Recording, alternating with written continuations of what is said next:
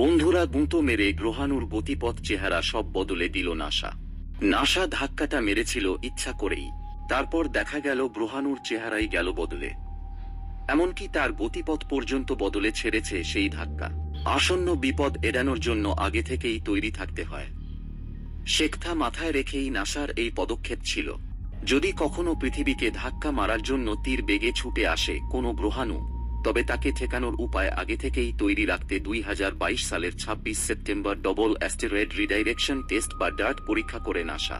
ডিডাইমোস নামে একটি পৃথিবীর চেয়েও বড় চেহারার গ্রহাণুর চারধারে ঘুরতে থাকা ছোট গ্রহাণু ডিমরফোজকে তাক করে ডার্ট ছোঁড়ে নাসা। সেটি মহাশূন্যে গিয়ে সপাটে ধাক্কা মারে 560 ফুট চওড়া ডিডাইমোসের চাঁদ ডিমরফোজকে। নাসা এরপর ডিমরফোজের দিকে কড়া নজর রাখা শুরু করে।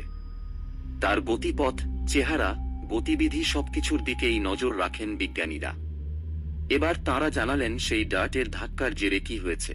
নাসা জানাচ্ছে, ডার্ট নামে ওই নাসার যানের ধাক্কার জেরে ডিমরফোজের চেহারা বদলে গেছে। আগে ছিল প্রায় গোলাকার একটি গ্রহাণু, এখন সেটি একটি আয়তক্ষেত্রের মতো তরমুজের চেহারা নিয়েছে। আগের চেয়ে অনেকটা বদলে গেছে তার চেহারা। সেই সঙ্গে ডিডাইমোসকে একবার প্রদক্ষিণ করতে সে যে সময় নিত তাও গেছে বদলে। প্রায় 33 মিনিট 15 সেকেন্ড কম সময়েই এখন সে ঘুরে ফেলছে ডিডাইমোসকে। তার মানে তার কক্ষপথ বদলে দিয়েছে নাসার ডার্ট। আগে সে গোলাকার ভাবে কক্ষে ঘুরত, এখন তার সেই কক্ষপথ আর গোলাকার নেই। বন্ধুরা, মহাকাশ সম্বন্ধে নতুন নতুন আপডেট পেতে চ্যানেলটিকে সাবস্ক্রাইব করুন পরবর্তী ভিডিও দেখার জন্য।